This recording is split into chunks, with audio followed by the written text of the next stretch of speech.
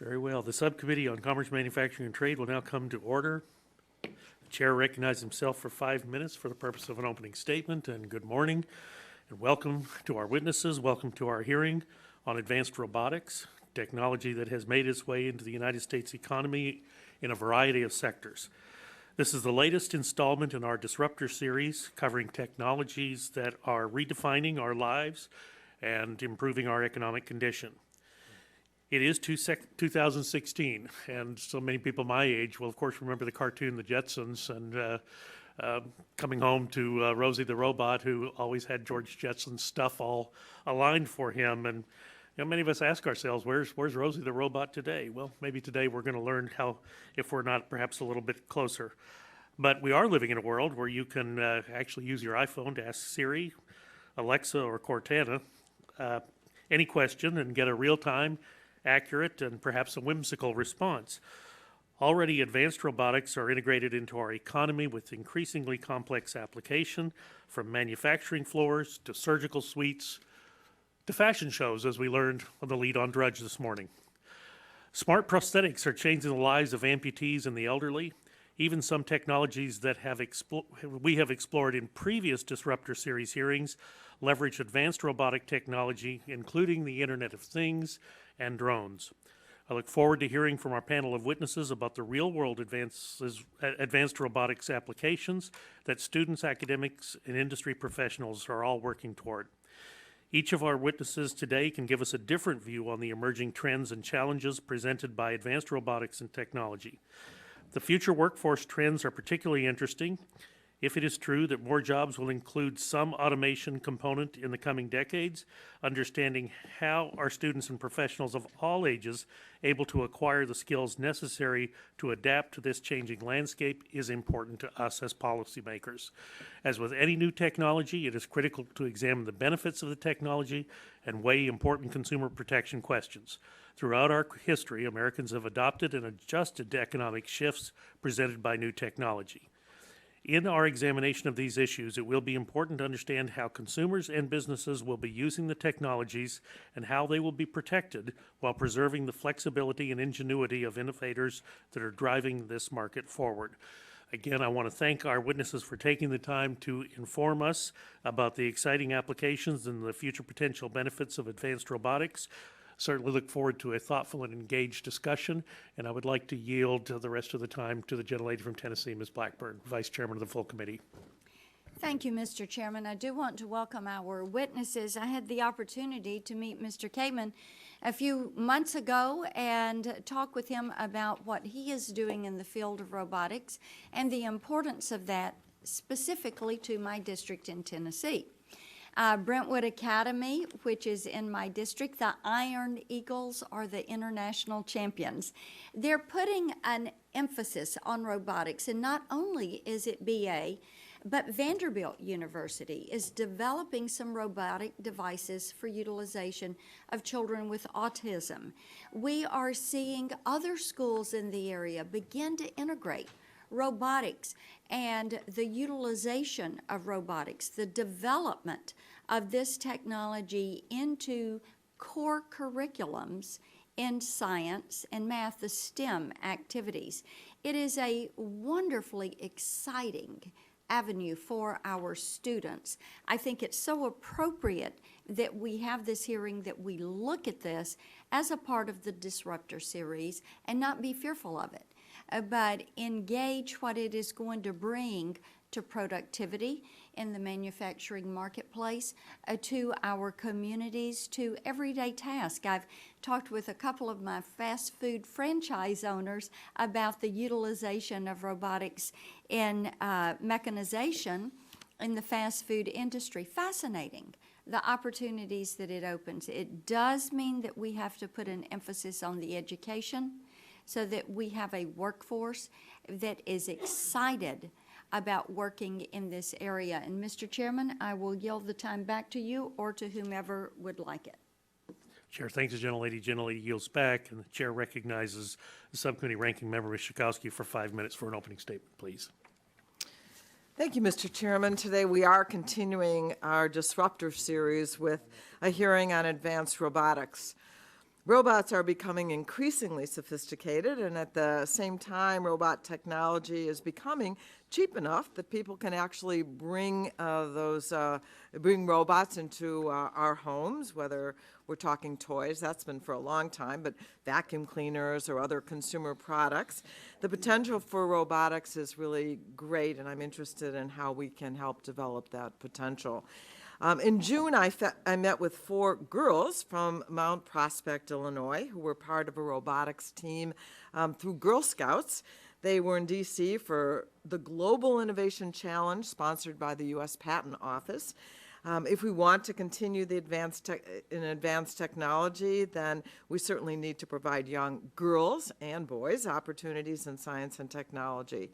First Robotics has been a leader in encouraging students to pursue robotics, and I look forward to hearing more about that organization's work and from Mr. Kaman. Some of the most innovative work in robotics comes out of our major research universities. For instance, Northwestern, which is in my hometown of Evanston, Illinois, has been collaborating with the Rehabilitation Institute of Chicago to research bio-inspired robotics. They look at how fish swim and how the human hand moves and how animals use their whiskers, and then use it to build robotics that can really improve the lives of persons with disabilities. This research has tremendous promise, particularly for improving health care. Robotics also has significant implications for federal policy. We need to invest in research and education that continues the technological progress that we see. And as Mr. Bernstein and Dr. Koda noted in their written testimony, robotics has changed the nature of American manufacturing. We need to make sure that today's workers are prepared for this transition and that we are training today's workers for tomorrow's manufacturing jobs, or really today's manufacturing jobs. As robotics become more commonplace in daily life, we have to consider the implication for consumer safety and privacy. Robots often collect and respond to information in their surroundings. How is that information used and how is it stored?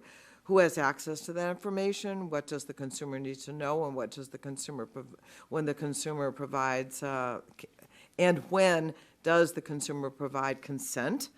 These are questions that designers and consumer watchdogs must grapple with. And the answer may not be the same for all technologies. Robotics also raises questions of ethics and responsibility. Let's say an accident occurs. This is a very real concern when we're talking about self-driving cars, for example. When does the fault rest with the manufacturer? When does it reside with the user?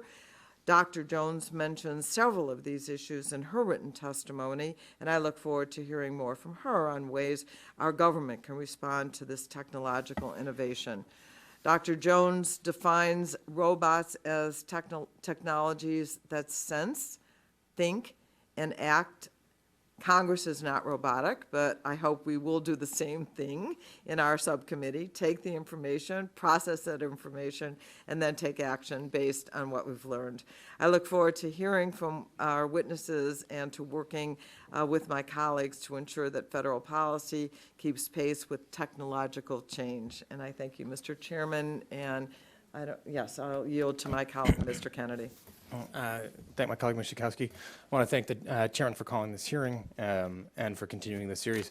Really interested in that prospect of, and the testimony from our experts today. Clearly, the opportunities for innovation around advanced robotics are almost limitless. And so I think from my perspective anyway, trying to understand how Congress can continue to support that innovation and support that progress is critical. It does potentially bring up some interesting ethical questions and profound questions about the economic impact and questions about data and privacy and potentially jobs in the economy as well. And Dr. Jones, you touched on that a bit in your written testimony. So I'd love to start to explore just the broad base of those concepts and any guidance that you all might be willing to lend to us as innovations in this field continue to unfold at a pace that actually far exceeds, I think, that of experts even a couple of months or years ago. We're making tremendous progress in fields of advanced robotics, artificial intelligence, and others. And what does that really mean, given the fact that we're moving more quickly than people had even expected? So with that, I yield back, and I thank the chairman. Chair thanks the gentleman. Gentleman yields back. Chair recognizes the chairman of the full committee, Mr. Upton. 5 minutes for an opening statement, please. Thank you, Mr. Chairman. So today, our Disruptor series turns to advanced robotics for what I know will be an interesting and thoughtful discussion. Particularly excited to welcome my good friend Dean Kaman back to the committee. He has appeared a good number of times, adding his valuable insight to our 21st Century Cures effort. And for those who don't know, he's often referred to as the Dean of Invention, and has been at the forefront of disruptive technologies his entire career. His decades of leadership and imagination have undoubtedly changed the face of advanced robotics, from the invention of the Segway and iBot electric chair to the drug infusion pump and so many others. His inventions and entrepreneurial spirit have led to the growth of the FIRST competition. FIRST, of course, stands for Inspiration and Recognition of Science and Technology. His passion for innovation inspires kids from kindergarten to high school and encourages them to get involved in engineering and other STEM fields. The program has grown from 20 teams to over 45,000 teams nationwide since it was founded in '89. I've got a great relationship with FIRST Robotics, very proud supporter. My home state of Michigan is becoming Robot Central, with by far the highest number of FIRST teams per capita in the country. To describe what this competition is like, FIRST teams receive a box with 120 pounds of components. They've got 6 weeks to design and build a functioning robot, and what they come up with in those 6 weeks is nothing short of amazing. I've been to a number of competitions across the state, always impressed with what the kids are coming up with. It's inspiring. I want to stay there all day. From the St. Joe Average Joes, this team, to the 2767 Striker Force team in Kalamazoo. Innovative STEM programs like FIRST allows for kids in our communities to dream big and aspire to become inventors, engineers, small business owners, community leaders. It's also refreshing to see kids excited by science. And I would note that Dean was treated like he was Bruce Springsteen, walking into St. Joe High School, a rock star for sure. I'm also proud to co-sponsor bipartisan legislation with my colleague Debbie Dingell that would use the sale of commemorative coins for astronaut Krista McAuliffe, who was, of course, tragically lost in the Challenger disaster, to raise money for FIRST around the country. And I look forward to hearing even more from Dean and all of our witnesses about their recent efforts, whether it be FIRST, how the industry and government have gotten involved with the program. I also note that the Robotics Industries Association is headquartered in Ann Arbor, go blue. Dr. Koda, among his many projects, is a professor at the University of Michigan.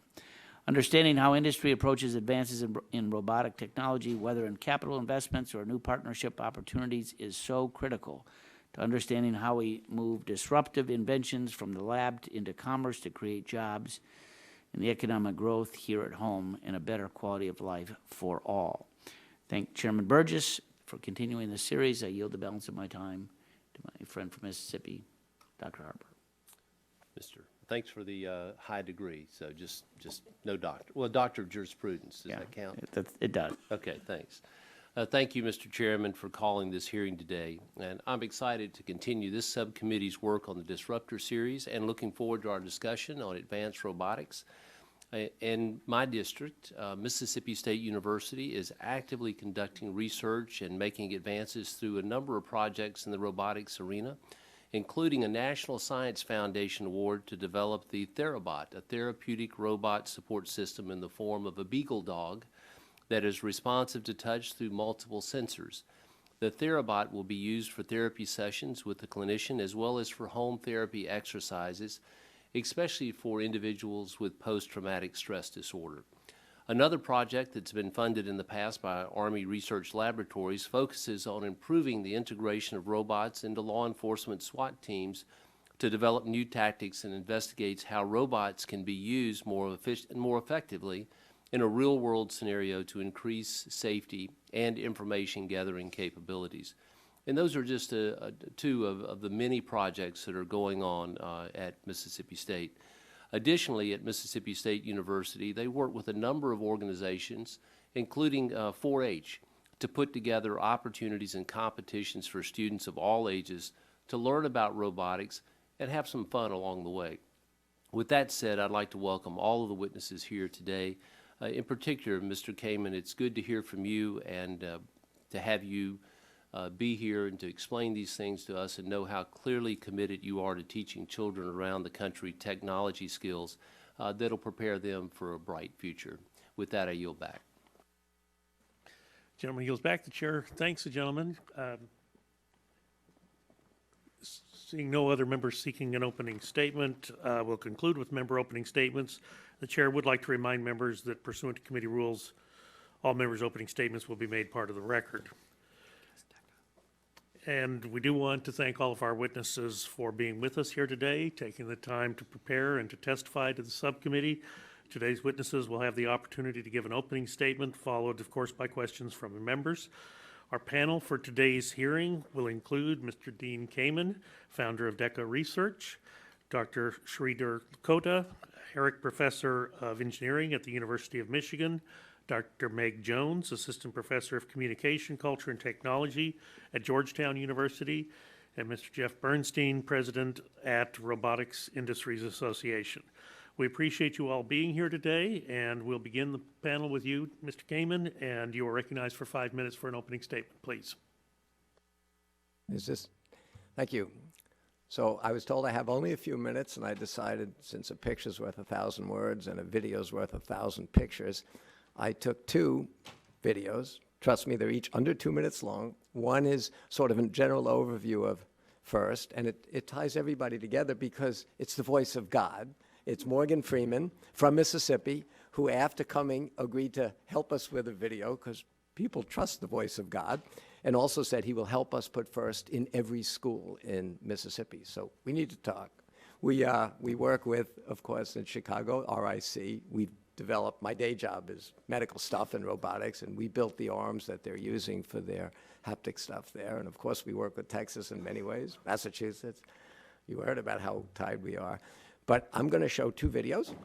One is an overview of why robotics are going to be so valuable to the next generation and to this country in preparing to be competitive in the world. The second one's a minute long, and it's not the voice of God. It's a 7-year-old girl that helped prepare a video for the international version of FIRST because we're seeing, for instance, incredible growth in 86 countries. So another reason that you need to get serious about giving kids the skills they get through robotics is and you'll see in that second video, it's not robots, it's all the skill sets for the 21st century. And I hope you listen to this 7-year-old. Let's hear from the voice of God. This is the Super Bowl. The Super Bowl of smarts, that is. It's a life-changing competition. It's kids having fun, competing, working together to dream up, design, and build robots. It's just an exhilarating feeling. It's like I'm using power tools. They're having the hardest fun they'll ever have. And they're becoming our next generation of engineers and innovators. First, come out! For inspiration and recognition of science and technology. My teachers were some of the greatest influences on my life by challenging and trusting me.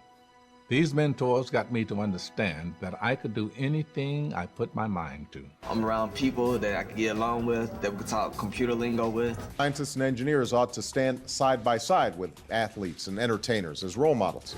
And here at the White House, we're going to lead by example. We're going to show young people how cool science can be. 250,000 kids aged 6 to 18 compete at all different levels. In 2 FIRST Lego Leagues, the FIRST Tech Challenge. And at the high school level, the FIRST Robotics Competition. The only difference between this sport and all the others is every kid on our teams can turn pro. There's a job out there for every one of these kids. There's no doubt FIRST works. 10 or 15 or 20 years from today, some kid in those stands will have cured Alzheimer's or AIDS or cancer or built an engine that doesn't pollute. Look at these kids. They're the future.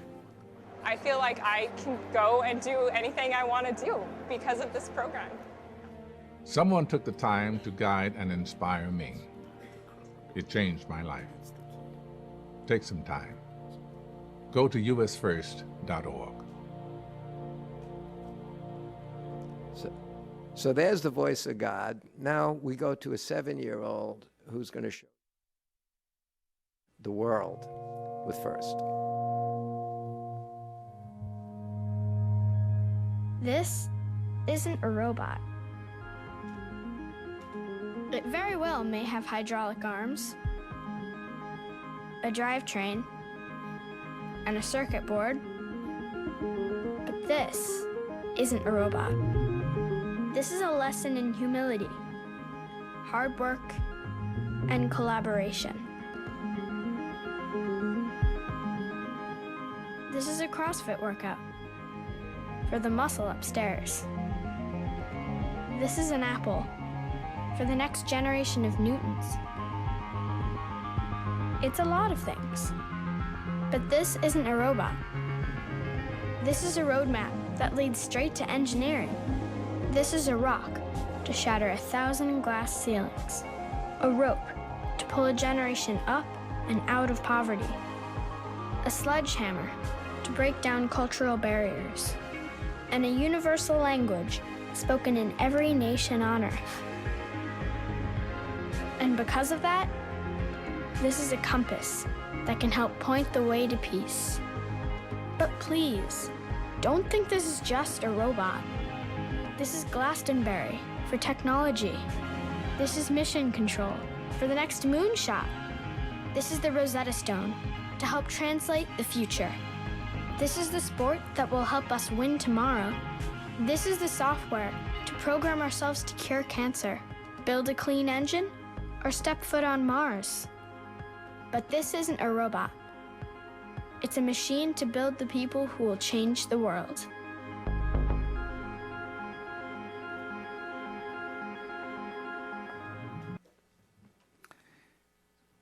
Mr. Chairman, if I might just ask, Dean, if we can, is it okay if we put that on the committee's website? I'd be proud to have you put it. It's there. All right, thank you. Thank you, Chairman. Dr. Cota, you're recognized for 5 minutes for your opening statement, please.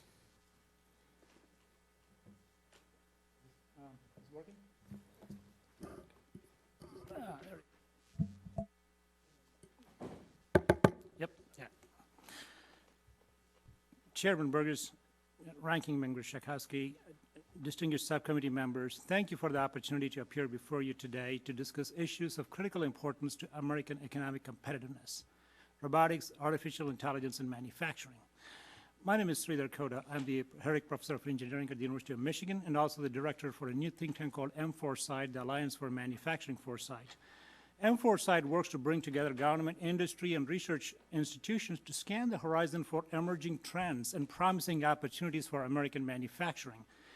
We help to build public-private partnerships related to manufacturing innovation. We respond to long-range technical questions from government and industry, and we work to identify best practices for training the next generation workforce. Our ultimate aim is to enable the United States to gain a long-term edge in economic competitiveness by strengthening domestic manufacturing. 30 years ago, when I was a graduate student in mechanical engineering, robotics was already a topic on everybody's mind. But back then, the dominant vision of robotics was of machines replacing human labor, taking over manufacturing tasks like welding and painting. Today, researchers and firms tend to think of robots in a different light, as collaborative tools to enhance productivity of factory workers, as means to assist soldiers on dangerous missions, as co-drivers to enhance automobile safety and efficiency, and as co-inspectors to enable continuous monitoring and maintenance of high-value assets such as bridges and wind turbines. As artificial intelligence matures, there's promise that intelligent machines can augment certain types of human decision-making in fields ranging from medicine to manufacturing. In short, robotics is now about augmenting and improving human work rather than replacing it. While robotics and AI innovations hold incredible promise, it's an open question whether the resulting technology products will be manufactured in the United States.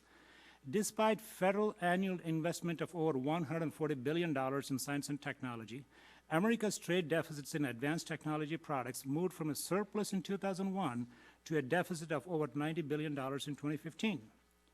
To strengthen America's competitiveness in age of advanced robotics and AI, we need to build the knowledge, skills, and infrastructure to anchor production here.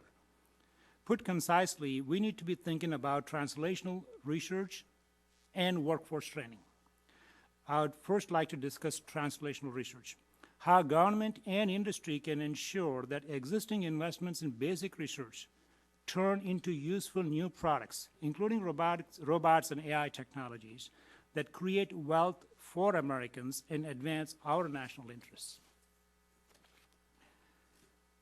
What I believe we need right now is a whole-of-government approach that leverages the strengths and missions of different federal science and technology agencies to help ensure that we can translate promising discoveries and inventions into successful manufactured products. This need not be costly. A National Innovation Foundation could be created by consolidating relevant offices at a dozen or more existing agencies. Such an entity could be tasked with identifying the most promising basic research being undertaken across the government and building public-private partnerships to invest in transforming that research into American-made products. The idea would be to maximize the return on taxpayers' investments in R&D. The second policy matter I would like to discuss is education and workforce training, how federal, state, and local governments working with employers can ensure that Americans have the requisite knowledge and skills to build great products in the age of advanced robotics and AI. In spite of our manufacturing losses in recent decades, there are now a large number of open positions in manufacturing, and as about 415,000 unfilled manufacturing jobs in the United States, according to Society of Manufacturing Engineers. I believe the biggest long-term risk to U.S. manufacturing isn't foreign competition. It's too little awareness and interest in engineering and manufacturing careers starting at an early age. While high schools commonly require students to dissect a frog, few require students to disassemble a power tool, let alone a robot. This needs to change. Primarily the programs like FIRST Robotics, we all just saw these wonderful videos. It's an innovative program that challenges students to work together to build game-playing robots in an atmosphere of professionalism, and it is the roadmap to engineering. It is the roadmap to innovation, and right now it's currently done as an after-school extracurricular activity. This is the kind of program that we need to bring into the mainstream in order to mainstream curricula in K through 12. And that's the only way we can build a foundation for that next generation of innovation and advanced manufacturing community. So through smart research investments and sustained focus on education and training programs like FIRST Robotics, we can help ensure that these innovations truly improve American lives and livelihoods. Thank you. Chair, thanks, the gentleman. Chair recognizes Dr. Jones. 5 minutes for your opening statement, please.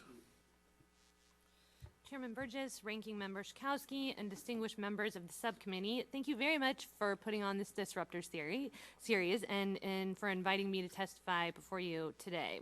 With all of the excitement that comes with these ingenious advancements in robotics are ethical, policy, and legal questions.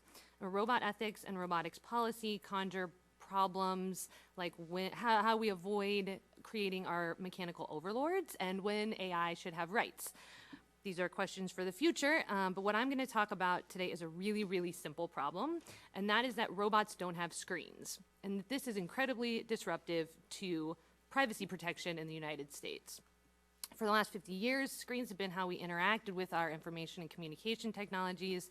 You engage with the cloud or a colleague or a retailer through the interface on your desktop, your laptop, and then your smartphone and your tablet. And for the last 20 years, the internet age has used that screen to create, collect, process, trade, and use your data. And it's through that same screen that you can figure out how your data is collected and used. You go to the bottom of the page and you click on the blue link that says privacy policy. And this is the notice and choice regime that information exchange around the world has been built upon. And the idea is, of course, that the data controller notifies you of what they're going to do with your data, and you can choose to engage with the system or not. There are, of course, problems with relying on this form of consent in an information age. People can't dedicate all of the time it would take to read all of those policies. Even if they could, they can't necessarily understand them, and even if they could read and understand them, they wouldn't necessarily be able to assess the future uses and harms of their information. Participating in one's data is increasingly difficult as screens get smaller, and we've seen this with smartphones and wearables already. But robots often don't have any screen at all. Robots are categorized within, some robots are categorized within the Internet of Things, and as you're aware from previous hearings, the Internet of Things is a catch-all for the movement to connect everyday objects to make them smart using sensors, Wi-Fi, and the cloud. Like most technologies in the Internet of Things, there is no screen. So if you want to know the terms of use or the privacy policy, you can't scroll down on anything. So how does one figure out what information is being used, collected and used, and why? There was a 2015 Federal Trade Commission report on this subject, and they suggested using video tutorials, setup wizards, and privacy dashboards. Treating the Internet of Things like an extension of the Internet, these are tools that provide notice and participation for the good old days of personal computers and apps. At Georgetown, we bought a bunch of Hello Barbies to figure out how we would know what she was collecting about us and what she did with the information just by interacting with her. Now, to set up Hello Barbie, you have to click a bunch of accept buttons, like most things. But we really wanted to know what she would tell us, so we asked her a number of times if she could keep a secret, or we would tell her something and then we would say, "You're not going to share that with anyone, are you?" And she couldn't really process the the questions that we were asking her. But when you asked her about her privacy policy, she said the adult could find details about privacy on page 2 of the booklet that came in the box. So this is essentially the same problems that exist with relying on notice and choice in the internet age, except you have the extra step that you have to go find this booklet or the box. More importantly, what if it's not your Barbie? We're moving beyond the days of personal computers with smart objects, smart people, and smart environments. When you get into someone else's driverless car, or you see a drone flying overhead, or you walk into someone else's smart office, what information is being collected? How would you know? Whose drone is that? What company makes it? Do they collect information? Do they map your face for facial recognition? Where's the booklet that came in the box? And even if you did know the answer to those questions, what can you really do about it? Notice and choice, even beyond the practical problems, breaks down at a theoretical level in what I call the Internet of Other People's Things, of which many robots will be a part. So I know some people think that privacy is dead. In my written testimony, I noted a few statistics, but one of them is that in January 2016, more American adults were worried about about their privacy than losing their main source of income. So people care, and I think that if we want to usher in the type of advanced robotics that we want, we have to start by innovating some of our policy approaches, including privacy. Thank you. Chair, thanks, gentlelady. Mr. Bernstein, recognized for 5 minutes for your opening statement, please. Thank you, Chairman Burgess and Chairman Upton and Ranking Member Schakowsky and members of the subcommittee. I want to really thank you for having the Robotic Industries Association here to participate in this series. RIA has been around since 1974, and we are based in Ann Arbor, Michigan, go blue. And what's interesting about RIA is that it represents 400 companies that are driving innovation, growth, and better, safer, and higher paying jobs in manufacturing and service industries. Now, I've been there for over 30 years, and I have to tell you, this is the most exciting period for robotics and American innovation in robotics in the entire time I've been there. We think that the key to staying competitive in manufacturing, in particular, is to implement advanced robotics. We see what's happening around the world. RIA is in China, we're in Korea, we're in Japan. We see the efforts that are going on there and in Europe, and we think we have an opportunity here to create more jobs and to save jobs that are already here. I'd like to, if you don't mind, highlight some of our member companies and the innovations they're working on. In the Boston area, Rethink Robotics is developing collaborative robots. These are new kind of robots that work side by side with people that don't require safety fences between them. or Soft Robotics, also in Boston, who's taken on a challenge that's kind of plagued the industry for many years of how to grip different parts. So you have very fragile things that have to be picked up by a robot, like produce or vegetables and tomatoes, peaches, all the things that agriculture cares about. You have these hard parts, rugged, on assembly lines. You used to have to change the gripper, the hand on the robot. But now, thanks to companies like Soft Robotics, we might be able to do it with just one gripper. Athon in Pittsburgh, Pennsylvania, creating an autonomous robot that delivers and tracks medical supplies in hospitals, allowing the staff to focus more time on patient care, which is really what we want.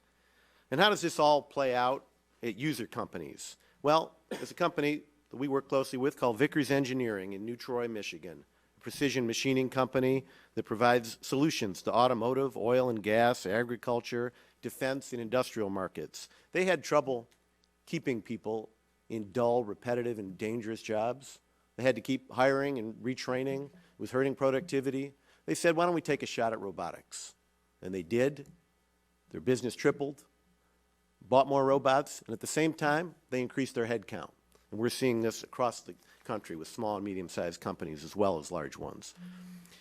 One thing the U.S. is fortunate to have is the greatest group of system integrators in the world. Now, who are these companies? These are folks that put together the systems that actually make the robots work on the factory floor, that integrate with the other machines and equipment and tie into the Internet of Things. Companies like Genesis Systems in Davenport, Iowa, and Matrix Design in South Elgin, Illinois, Schneider Packaging Equipment in Brewerton, New York, Tennessee Rand from Chattanooga, Tennessee. These are just a few of the certified robot integrators that RIA like to acknowledge. Today's robots offer U.S. manufacturers improvements in efficiency that are driving profits and employment, as we said. We issued a white paper on this called Robots Fuel the Next Wave of Productivity and Job Growth. You may read otherwise. The robots are job killers, but our data doesn't support that. What we see is that whenever robot sales rise, unemployment falls. And when the opposite happens, when robot sales fall, unemployment rises. You don't hear that in the media too often. We understand the importance of education, STEM education, and training and retraining to make sure that we're prepared our workforce for the future jobs and for the present jobs. There are groups like Ramtech in Marion, Ohio, a government and industry-supported collaboration that provides training to high school and college students along with incumbent workers to support industry's needs for training on robotics and automation equipment. And we hope that programs like this will proliferate, because by working together, industry, government, and academia can help make sure that our workers are prepared for the future. I personally appreciate this opportunity to highlight the important role that robotics is playing in advancing our economy and creating not only safer, better, and higher-paying jobs, but also improving society and our health and our livelihood and our long-term ability to be productive members of society. I hope that those of you who aren't involved will join the House Robotics Caucus with Congressman Rob Whittle and Congressman Mike Doyle. And we value their work and look forward to continuing the dialogue on advanced robotics. Thank you very much. Chair thanks the gentleman, and the chair would note that Mr. Doyle is a member of the full Committee of Energy and Commerce. So I thank you all for your testimony, and we'll move now into the question and answer part of the hearing. And Mr. Bernstein, let me just ask you, because in your written testimony, you referenced using robotics to do jobs that perhaps would be inherently too dangerous for a person to do. Yes. Hazmat situation. We're all familiar with the bomb disabling robots that several of our police departments use in Dallas, Texas, July 7th, kind of a unique situation where there was a shooter who had killed several Dallas police officers and an officer with the Dallas Area Rapid Transit. And the individual was contained in a garage but could not be controlled. And ultimately, Chief Brown made what I consider a very courageous, kind of unique decision to use the bomb disabling robot to actually deliver a bomb to this individual and end the problem. I'm sure from your association, are you aware of that instance? Yes, I am. Are there thoughts that the association has on the use of the robot in that situation? Again, I think Chief Brown was courageous, and I'm grateful that he made the decision. I'm grateful that he prevented any further loss of life, but obviously it it poses some new questions.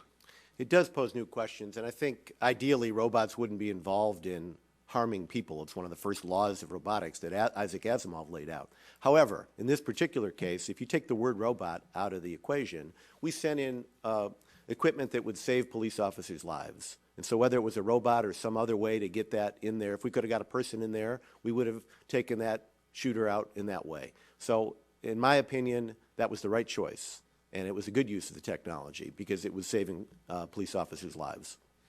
Very good, and I appreciate your answer. So, Dean Kaman, earlier this week, the 100-year study on artificial intelligence released a report titled Artificial Intelligence and Life in 2030. So the good news, the panel found that there's no cause for concern that artificial intelligence is an imminent threat to humankind or the United States Congress. Actually, I just added that. I didn't find that. In fact, the findings of the group of academics from the University of Texas at Austin, MIT, Harvard, and others concluded that increasingly useful applications of artificial intelligence with potentially profound positive impacts on society and economy were likely to emerge between now and 2030. So basically, do you agree with their assessment? You spend a lot of time in this space. Well, I think that the whole term artificial intelligence, or for that matter, robotics, means different things to people, let's say, within that industry and to the public. I'd almost define robotics, as seen by the public, as any piece of technology that wasn't around when you were a kid. Because the fact is, we've been robotically doing more and more and more since the Industrial Revolution started. Before that, knitting machines made things robotic.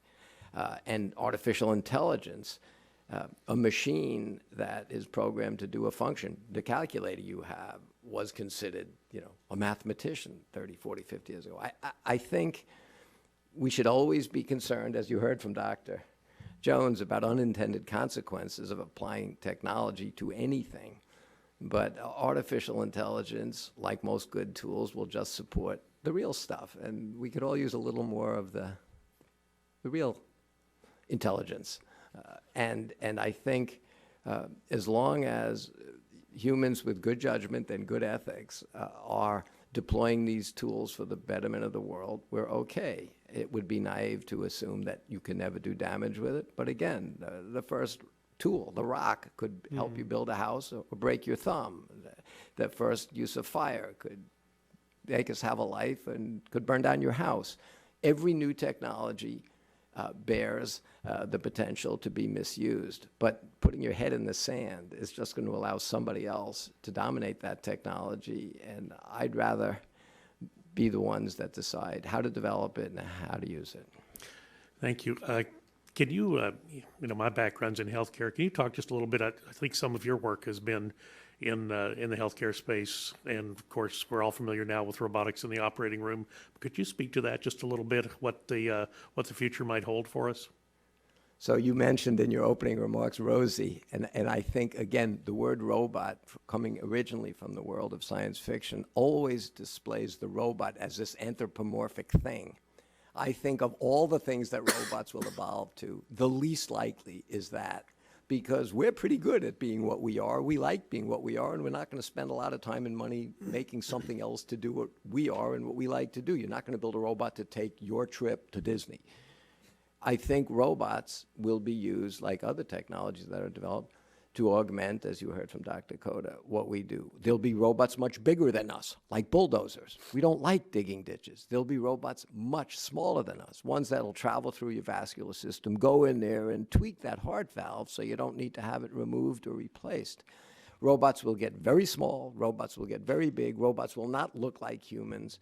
But in the health care field, they will change so dramatically the process of taking care of people that a doctor 50 years from today will not recognize, and certainly a hospital will not look like it looks today.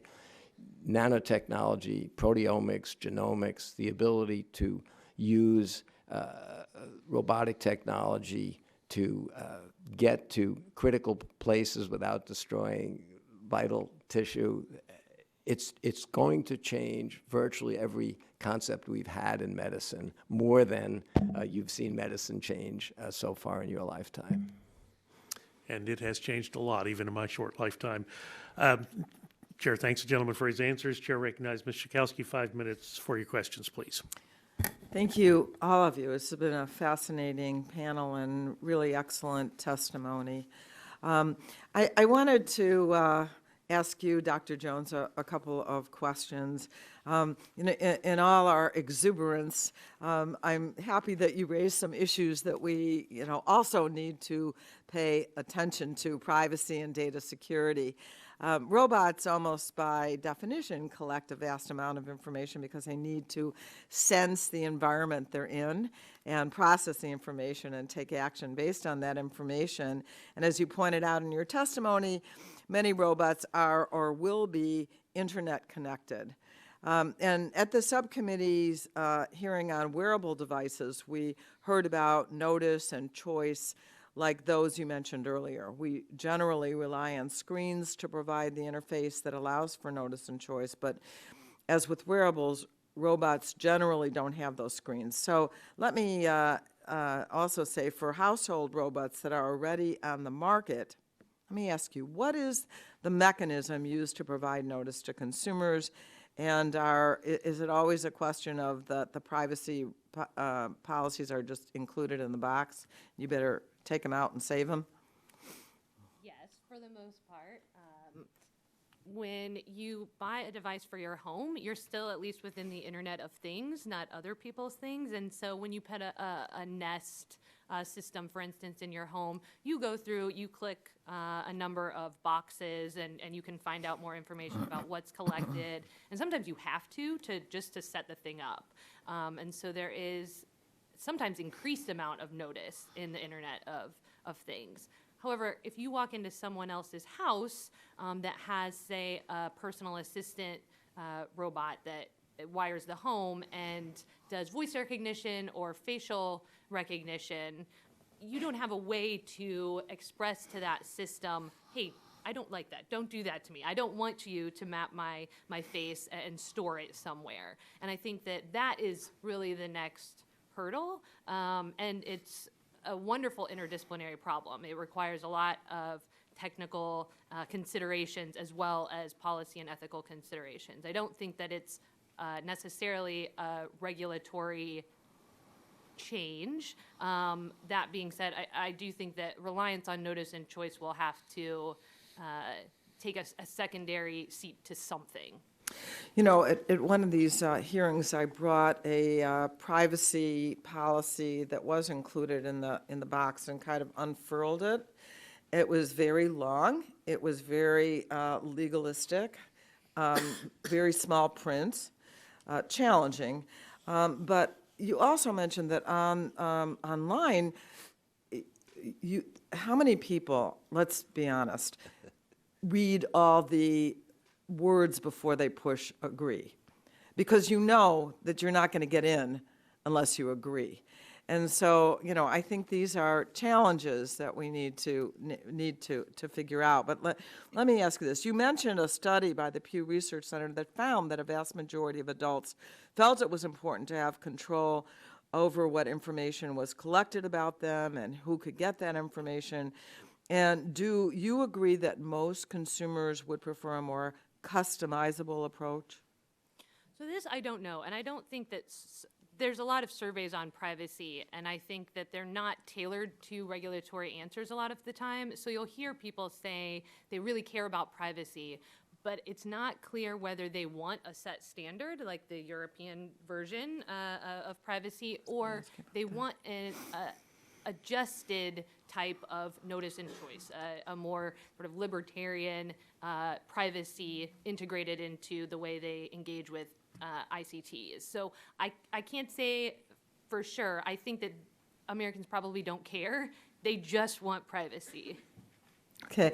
When we discuss privacy and data security issues, some have have argued that we should only be concerned about a narrow set of data, of personal information, specifically personal financial information.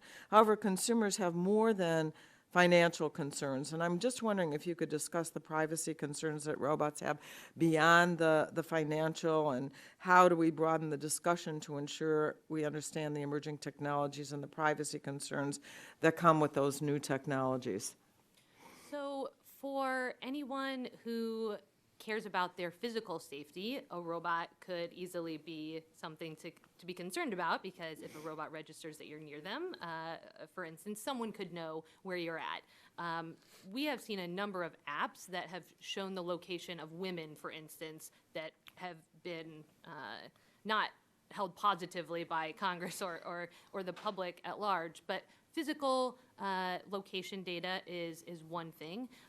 The idea that you can figure out a lot of things about someone that they don't want you to know by putting together a few pieces of information, we know that that's also true. So right now we have a ton of little pieces of information that get put together that can show basically your route to work, where you work, what you do, where you go to lunch, who you go to lunch with. And by putting sensors in the environment, you just increase that dossier on every individual that's moving through those spaces. And what's interesting about robotics is they're not just in public spaces, they're in private spaces, they're in semi-private spaces, and so you can link these together in really troubling ways. Thank you very much. I yield back. Chair thanks the gentlelady. Gentlelady yields back. Chair recognizes the gentlelady from Indiana. Ms. Brooks, 5 minutes for questions, please. Thank you, Mr. Chairman. I've always really enjoyed the Disruptor series and pleased to be here to talk about robotics today. Fortunately, our former mayor of Indianapolis, Mayor Greg Ballard, had the foresight in 2012 to start Indiana State Robotics Initiative to help build that skilled workforce in the pipeline of students. And it is that cross-sector partnership between government, corporate, nonprofit organizations to make robotics accessible to all Indiana students. And I might say, Mr. Kaman, I have visited the Carmel Tech Hounds. Carmel High School has a first robotics team that's been competing for quite some time. And now, actually, in January, over 160 teams competed in the Indianapolis VEX robotics competition. But throughout Indiana, over 40,000 students are being exposed to robotics, and hopefully will continue that interest into the future, because I do believe that we need to start this exposure very young. What I'm very curious about, Mr. Kaman, is based on all of your experience, what's the one thing you would like us to walk away from in this hearing with respect to how we continue the growth of the FIRST program and of robotics in this country? What is one thing you'd like for us to remember? So when I was first asked to come, I thought it would be, hey, let's celebrate, figure out how to grow the robotics program, because we know it works. And I was told, Dean, that would be optimistic. You should know that part of this hearing is going to be to deal with real concerns. By the way, some real concerns, but other concerns that some people have that, you know, robots will take jobs. You heard Mr. Bernstein said, and I said, it's hard for me to believe that in the 21st century, people will think that advanced technologies are going to do anything except grow this opportunity. In that regard, I took a slide. I visited Beijing with the president of the U.S., the National Academy of Engineers, and our chairman for the first ever coalition meeting of the Royal Society at London, the National Academy, and the Chinese Academy of Engineers, which, by the way, is way larger than ours. We get to Beijing to talk about the grand challenges, but I'm whisked away by somebody who takes me to a local school in Beijing. By the way, China, he tells me, has 4,000 FIRST teams. They use FIRST because it inspires kids to get out of the, we're good at learning engineering, but now we learn how to be innovators like you Americans. And he takes me in there and he shows me this picture on the wall of the president of China. Could you put that slide up? And I asked him, will you please tell me why there's a picture of the president of China in this school where I was looking at a FIRST field in Beijing? And he translated it for me and said, robotics will become an entry point and impetus for growth of the third industrial revolution. Mm-hmm. What I want you all to go away understanding is, if America wants to remain a leader in the world economically, in every other way, our security, our economy is going to depend on us remaining leaders in the technologies that result from learning how to design and build the next generation of technology, which we generally all call robots now because it's actuators, it's sensors, it's artificial. It's the collection of everything that will allow humans to keep moving. And if anybody thinks that that's not the case, you're going to be a drag on the future of this country. That's what I think. We need to focus on giving kids the tool sets for the next century, and robotics is a great vehicle to do it. Thank you. Dr. Cota, what would you say are the most significant barriers to investment in advanced robotics? What are the challenges that you are seeing? Barriers to investment in advanced robotics. You know, we have this National Robotics Initiative, and actually there's a new solicitation out for a Manufacturing Innovation Institute in robotics, which is all very positive. And I think we should continue to work along the lines of creating next generation robots that are, collaborating with humans. But I don't see any more than that. I think the biggest barrier, I want to pick up on what Dean Kaman said, the biggest challenge and biggest opportunity we have right now is really the robots. It is a gateway to engineering. It is a gateway to designing and building things. And this is the way where we can really get kids excited about going into engineering field and manufacturing, because that's what it takes to convert an idea into a product. I agree, but are there barriers that are causing us, that are stopping, or what are the barriers?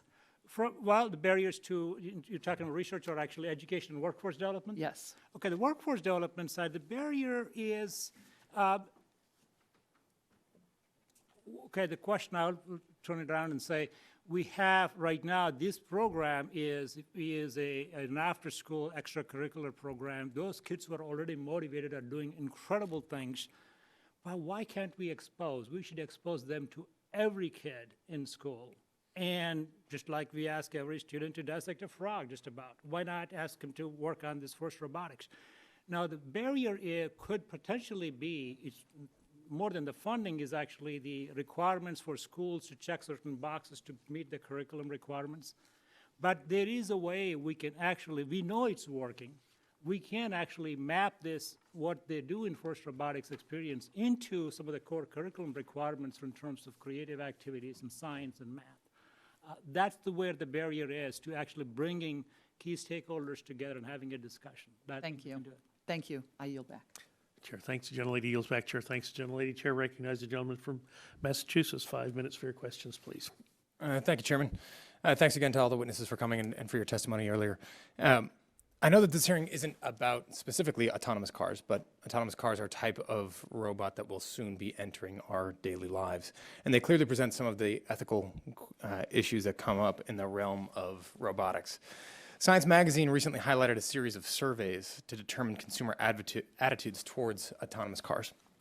The researchers found that surveyed participants generally support the idea of autonomous cars that might sacrifice passengers to save people outside the vehicle, but they don't actually want to ride in those cars. In other words, people generally choose to save themselves, which I'm sure isn't a huge shock to anybody. The survey illustrates, though, the so-called trolley problem when faced with two negative scenarios. How do you choose? So, Dr. Jones, with the example of autonomous cars, without artificial intelligence, a person is going to have to make the decision on how to program the car. Should it be programmed to protect a passenger at the expense of others? The other way around? How do you make that judgment call? It's a difficult question, but what's happening now with autonomous cars and other types of robots, and if you play out that hypothetical, if you will, for me, I'd love to get your guidance on that judgment. Well, I think that right now is the perfect time to answer how we answer that question, which is a great policy problem. And there are two really innovative ideas that I've heard recently. I love the trolley problem. Even a 2-year-old can make a choice about a trolley problem. There's a YouTube video where he moves all of the people to one side and then runs over all of them. That's one way you can do it. Which 2-year-old was that exactly? My 2-year-old. The other idea is that why do we why is this a decision that is automatic in every vehicle? The trolley problem asks an individual to look at a moral situation and decide, what are your ethics here? And now we say, how do we put this in every single car? And so Jason Millar argues that that should be a setting. When you get a driverless car, it's your setting, just like a trolley problem would be. It is a setting that you say, do you want to run over the kittens or do you want to, drive off the cliff? So that's one idea, is to keep autonomy in the hands of the user for ethical questions, which in itself is an ethical design choice. The other is a website called Moral Machines from MIT that is crowdsourcing people's ideas, what they should do, how the car should be designed, not based on the ethics of the engineer, but based on what the general public's idea of ethics are in any given moment, and then those would be embedded into the car. And so you have less of the ethics of Silicon Valley and the choices of Silicon Valley and other places. I don't mean to, that's sort of a computer robotics, that's not really true, washing into DC and asking DC to respond to it. And I think that what these innovative ideas are doing is saying, let's all participate in the design and ethical choices that are going into these technologies. And so those are just two alternatives, because there's no right answer to the trolley problem. That's why it's a great, that's why it's a great question. Dr. Kaman? I think you can reduce these to philosophical, esoteric discussions, which are fun, and maybe there's no perfect answer. A more basic question might be, in reality, this year we'll kill 42,000 people on the highways with drivers that are tweeting or not paying attention or are drunk. We all know that if a single autonomous vehicle tomorrow hurt or killed somebody, there'd be a major national debate about whether there should be another vehicle like that for the foreseeable future. Yet every year for decades, we kill tens of thousands of people. We hospitalize millions of people. It's the devil we know. Instead of solving a very esoteric question, you might ask, how soon will it be that at least augmented systems would make cars so much safer that instead of arguing about whether they should be allowed, we should start arguing about whether we should be able to sell vehicles that don't have these systems, because we know how many people we're killing all the time. And at the risk of getting into that philosophical debate, I would agree with you that we say, let's move forward, because look, if we can reduce that from 42,000 to 1, obviously that's an extraordinary, or to 0, to whatever it is, to less than 42,000, that's an extraordinary innovation, and we want to incentivize that. The question basically, and perhaps you can shed a little bit of expertise in the 7 seconds I'll give you, but if it comes down to essentially an algorithm of saying if-then, right, in a complex if-then decision tree for computer code, that is then scaled up across every single car, that is a choice that somebody's got to make. Or so I'm not even asking so much what that right decision is, but what's the right way for evaluating how we make those decisions, understanding that if we can make progress on this, that's a tremendous, and we don't want to stop that innovation, but it does bring up ethical issues that we haven't had to confront in this scenario before. And I guess all I was saying is those are fantastic debates to have, and as we all know, the good is the enemy of the great. I guess what I would come back to saying, however, is we should discuss those issues and what the available technologies are in the context of the real alternatives. And we should be accelerating the use of these technologies that overall will hugely reduce injuries and deaths, because these technologies don't get distracted. Inevitably, as we said before, every powerful technology can have mischievous and nefarious users. Every powerful technology will eventually show a weakness or need to be improved. But the day we start saying, because of those issues, we will slow down or stop progress, is the day we're in big trouble. Fair. Gentleman yields back. Chair, thanks the gentleman. I believe we're going to have time for a second round if anyone wishes to stay. Let me initiate that. And Mr. Kaman, I'm going to stay with you on that same concept. And we had a tragic accident in our district with a distracted driving situation where 4 women, 2 in one car, 2 in the other, head-on collision, they all died. And the lane departure warning device that, yeah, you're right. It almost asked why. This should be like analog brakes. This should be like a supplemental restraint device or an airbag or a seatbelt. It almost should be standard equipment, especially in the day and age where we all have a device that could potentially distract us while we're driving. So I think that is a powerful concept, and one which, of course, on this subcommittee we'll continue to explore because we have the National Highway Traffic Safety Administration under our jurisdiction. So I appreciate your comments there. But just more broadly, and you now have touched upon something that I kind of debated whether or not I should bring up, but just let's talk. We've got a panel of experts. I mean, we live under the tyranny of federal agencies, at least that's my opinion. Mr. Kennedy may disagree. Federal Trade Commission, Consumer Product Safety Commission, National Highway Traffic Safety Administration, just this subcommittee's jurisdiction, but there's also the Department of Labor, Health and Human Services, Department of Energy, Department of Education, Department of Energy, Department of Commerce. I almost had a Rick Perry moment there for a minute. Department of Commerce. So how do you see the intersection of all of these federal agencies? And they don't make anything neat or cool like you all do. They write regulations to regulate the neat and cool stuff that you all do. So just, I know it's a big discussion, but as briefly as you can you just kind of give us some sense of the direction of how the regulatory environment should proceed in this very new area? And Mr. Dean Kamen, we'll start with you and just work down the table, if you would.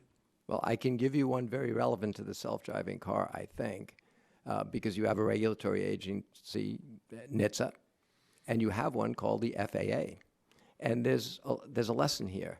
When I learned to fly, you had simple autopilots. They weren't very good, and they could get your wings. They could do a few simple things. But you were very clearly told, when you go take your flight test, you may not turn that on. It was a crutch. They want to make sure you could really fly that plane. You're not allowed to use it. Over the decades, as those things got better, they started requiring them in sophisticated aircraft, because when you're doing Mach 0.8 and you're coming into a very low ceiling, and no human is as good as that autopilot. And then they went to allowing you to use it, then testing you on how you use it. Then they made it part of what's called the MEL, the minimal equipment list. You're not allowed to fly this airplane under these conditions unless that thing is working and is on.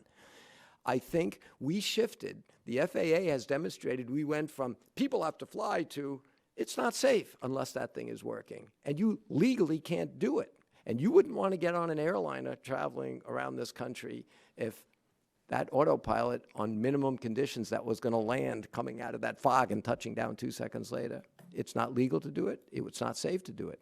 I think, certainly in your lifetime, the question is going to be with somebody sitting up there, should we allow people to drive cars? I know they think it's fun, but this is so dangerous that allowing them that privilege of running around at 60 miles an hour with a 3,000-pound machine, and we can't be sure they're not drunk and tired, I'm not sure we should allow that anymore. That's why we have autopilots. And you're going to see that change happen. But human understanding always lags the rate at which technical opportunities arise. And it's always the next generation that adopts it. You know, what was indefensible to your parents was indispensable to you. And what your kids will think of as normal, you will be concerned about. And technology really is anything that wasn't available when you were a kid. But I think NHTSA should take a lesson from FAA. They both regulate critical activities, but as we see technology developing, we know there are loopholes, we know there are disasters, we know things can go wrong, but that shouldn't present an alternative that we don't aggressively go after improving. Very well. Dr. Cota. In a different context, I was making a similar statement about how FDA could potentially take some ideas from FAA. I have had a little bit of experience working on aircraft design, and what I was surprised to note is that, which many of you probably know already, and you do, FAA, if you're designing any new component or system, whatever it is for an aircraft, there are a clear set of guidelines and regulations, what's safe and what's not. And by the way, NHTSA, FDA, FAA, they all care about safety. I'm glad they do. But the way the FAA works, then you probably know, DERs, they have experts who are who are authorized, DER is Designated Engineering Representative. designated engineering, yes, DERs for FAA. So if you're a small business or a large business, they work with you to make sure you are following the proper regulation. So you're not spending 3 years designing, building, and going and finding out that, oh, that doesn't FAA doesn't accept it. These regulations are meant for the right reasons, and also they actually help accelerate innovation if they do it right. So on that note, similar DERs we can have not only with NHTSA, but also with even FDA and others too. I think that's a very good practice. I'm going to suspend that question temporarily and go back to Mr. Kennedy for 5 minutes for questions, please. I'm happy to yield you another 3 minutes if you want. Very well. We'll continue on the regulatory environment going forward. Dr. Jones. I'd just like the record to reflect that he said that innovation accelerates, or regulation accelerates innovation, so there you go. Regulation could. I was asking the panel, not. I can repeat it if that's helpful. I think that it's important to remember that, like Mr. Kaman said, when we talk about robotics, AI, we're talking about technology. It's just a really broad term, and so the ethical issues with drones are not the same ethical issues as with driverless cars. So it would be very hard to sit down and say, how do we solve all of the ethical problems with robotics with using the same mechanism? And so I think inevitably these technological advancements occur within sectors. But I will interrupt you just for a moment, because so many times at the federal agency level, it is putting the square peg in the round hole. I mean, that's what they do. So the FAA handling drones and the transportation, people handling driverless cars causes lots of problems. And I was at a Department of Homeland Security roundtable, I guess you would call it, that was also sponsored by NSF. And what it did was brought these people together, and we realized that, okay, a lot of these drone problems are not the same problems as the driverless cars, and that's fine. But there was some shared problems, and there was some policy innovation that was happening in the driverless car areas that had not occurred in the in the drone area. And so I think that there were huge benefits to bringing everyone to the table, and I think that is one of the federal government, a great role for the federal government is saying, you guys have to keep talking to each other. You have to keep coming to the table. We don't want redundancies and that I think can occur across agencies. And this was a 2-day event where vocabulary was shared, that we realized we were talking over each other and using different words for the same things. And so it was a great use of time, and I think that a really simple, what can we do, is just continue to create these deliberative spaces. Mr. Bernstein, either your thoughts or your association's thoughts on the regulatory environment going forward and its ability to facilitate or impede development. Well, in preparation for this hearing, I talked to some of our members about that, and they don't see regulatory issues as a major problem in preventing them from advancing robotics. They did talk about some of the issues related to safety. So our association developed the American National Robot Safety Standard. And when you got to this era of collaborative robots, right, so the OSHA inspectors knew about when the robot was behind a fence, how to treat that. But now we have these collaborative robot installations that are there, and it's different from region to region. And it's also different from country to country. And so our members are saying, look, we set up a safe application here in the U.S., but then when we go to Canada, we got to deal with changing it to meet another safety regulation. Is there some way that these international applications that are safe in one country can be seen as safe in the other? Is there something the government could do on that? But that's as far as it went in terms of the regulatory discussion. Very well. Chair recognizes the gentleman from Massachusetts. 5 minutes for questions, please. Thank you, Mr. Chairman. Just keep it, if I can, to 30 seconds for each of you. Given the issues that you've explored in your testimony and the questions, 30 seconds each, what recommendations would you give to Congress as we try to balance these issues and incentivize the innovation going forward? What should we be thinking about? What should be top of mind? What should we do? What shouldn't we do? 30 seconds each. Dr. Kamen. If you wanted the answer related to regulation, I think any rational person realizes well-established regulations that allow people to interact consistently. I mean, there'd be no internet. Clearly, a regulatory environment can be hugely useful. Unfortunately, the time it takes to get clarity and get some of these regulations in place as technology is moving faster and faster is making the time difference between when the thing is possible to when the regulation has clarity is slowing things down, and there's a natural incentive of business to move faster and faster, and there is a natural incentive of regulators to be more and more conservative and concerned, and that gap is getting so large that it's slowing down access to medical miracles, it's slowing down opportunities. So I would urge you to find a way to make sure that all the regulators are highly incentivized to do things quickly, even if it's incrementally, to do it quickly and do it with certainty. Thank you. Dr. Cota? Quick answer. Well said. Just to add one more point, this going back to things like DERs, what FAA does. Let's find analogous components in other NHTSA and FDA and what have you from regulation point of view. The one more thing I want to add is that the strategic and coordinated investment by the federal government, not each agency running in different directions. If we want true innovation, we need to connect the dots. So the best ideas coming out of National Science Foundation, from NASA, and the Department of Defense, leveraging the procurement capability of Department of Defense. So these are the things we can connect the dots and accelerate innovation, including regulation. That's one important thing I want to suggest. Thank you. Dr. Jones? I would suggest that the balance of pros and cons is adjusted. I think that people are left out when technology advances, and often the policies that we we just say, here's the pros, here's a con. The pros outweigh the cons, and so we're making this choice. But instead to embrace the cons as part of the policy solution itself, and I think we've heard a lot about not just job displacement today, but also what do we do with the displaced? That's all part, I think, of the same policy, not a choice to say, well, these factories have these benefits, but to make sure that people who don't design and don't have these technologies are also part of the policy equation. Thank you.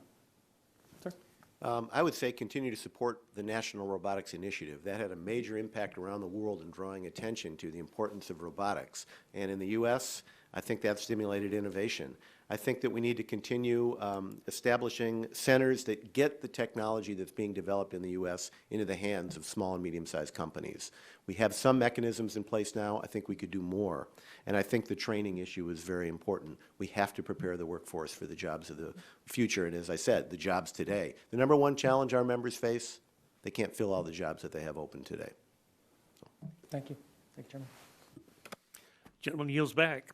Seeing that there are no further members wishing to ask questions for this panel, I do want to thank our witnesses for being here today. It's been a very good and lively discussion, and I look forward to further discussions on this in the future. So pursuant to committee rules, I'll remind members they have 10 business days to submit additional questions for the record, and I ask the witnesses to submit their response to those questions within 10 business days upon receipt of the questions.